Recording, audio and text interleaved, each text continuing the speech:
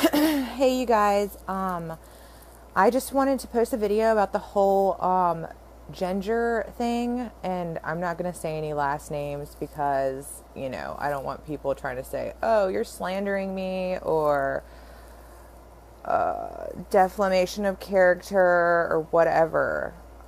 This is not a defamation video. This is not a slander video. This is just information that I discovered on my own with my own personal research, and that's all I have to say about that, about my own personal research. But I did look this person up, and I found out as much information as I possibly can. She actually doesn't have any connections to anybody that is related to this case at all, which I don't either. This is all just 100% reporting the truth and how I see it, and how many other people should see it if they would just look it up themselves.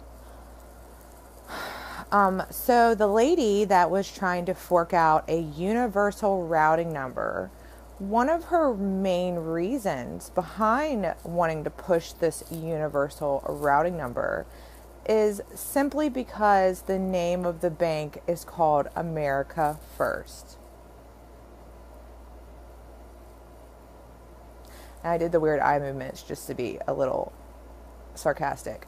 Okay, and I don't know if you can put the connection with America First and the election that just happened with Donald Trump, which she is a very huge Trump supporter.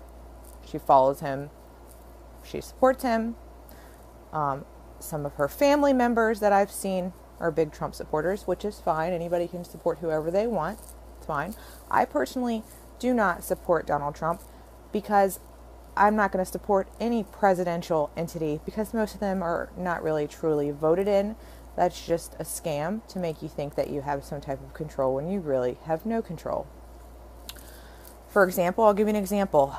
Donald Trump went bankrupt. The Rockefellers bailed him out when he went bankrupt.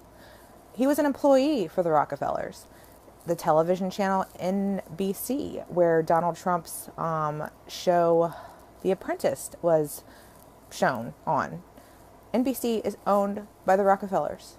Okay, now let's go to MSNBC. MSNBC, which is mainly a news media site or channel that shows a lot of progressive, liberal, democratic things. They like to talk a lot of SHIT about Donald Trump. Well, the TV show Morning Joe, which comes on MSNBC, the blonde-headed lady, the one that has like the really short blonde hair, her father is actually like one of the head guys in the whole Council of Foreign Affairs, which is actually the Foreign Affairs Council was developed by the Rockefellers. Her father is a conservative, extreme conservative, who is also affiliated with Donald Trump.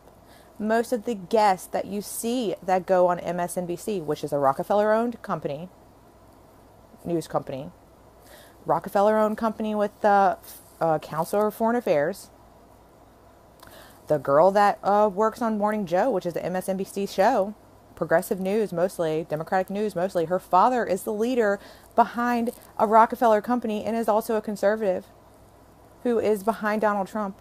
Donald Trump was employed by a progressive, Democratic-based news channel. Come on, you guys. Open up those minds and realize that it's all complete BS. Donald Trump is not he's affiliated with the fucking bankers, man. He's affiliated with all of them. Trust me. There's only 3 countries left that don't have a central banking system. North Korea, Cuba, and Iran. Central banking system is owned by the Rockefellers. There is a central bank in every single country except for 3. Okay? We're coincidentally about to go to war with 1 out of the 3. Just look at this stuff with an open mind, okay? Donald Trump lives next door to the Rockefellers in New York City, okay? Donald Trump's favorite newspaper, one of his favorite, which he grew up reading, is the New York Times. Go and Google who controls the New York Times and his connections with the Council of Foreign Affairs, his connection with the Rockefellers. Go and look at these Democratic news stations that post mostly Democratic stuff and go look at their connection with the conservative Rockefeller family. It's all to divide the country.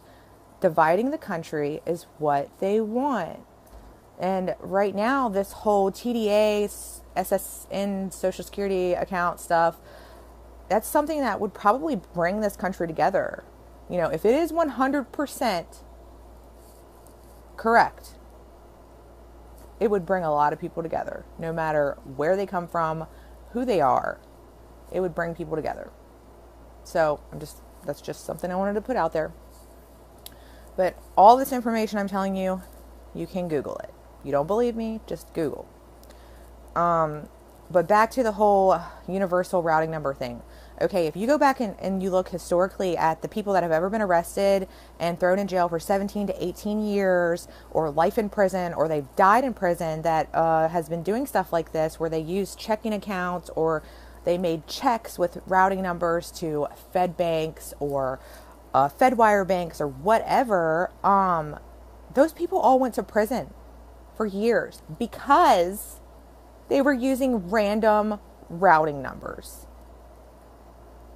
Just because a bank is called America First and Donald Trump, one of his slogans was America First, that does not mean that that is like magically like some magical freaking thing from the universe that says this is the bank we all need to use. Come on, you guys. Be smart about this. Be smart. Look at all your information. Find out everything. I want this all to work out perfectly for everyone, but just be smart. And also with the UCC one filings, I'm looking at what people are filing. They're requesting their factual trust from the United States. The United States has nothing to do with the Federal Reserve. Nothing. The Federal Reserve is a private entity. The United States uses the Federal Reserve as a tool for, different things, but it does not own the Federal Reserve. Federal Reserve is privately owned. So I don't think it's very logical to ask the United States for your factualized trust, because the United States is not going to be able to give it to you. If the United States gives you your factualized, if the United States gets your UCC filing and it says, hey, I want my factualized trust from the Federal Reserve. If the United States even dared to go to the Federal Reserve, they would laugh in their fucking face. Do you know how many times there's been congressional members that have brought the Federal Reserve in front of Congress and requested an audit, and the Federal Reserve said, no, you don't have the authority to get that? And everybody blames this on the government. It's the government. It's the government. You need to think very smart, okay? Not every single person in the United States government has a clue what the Federal Reserve is doing. The Federal Reserve is privately owned, okay?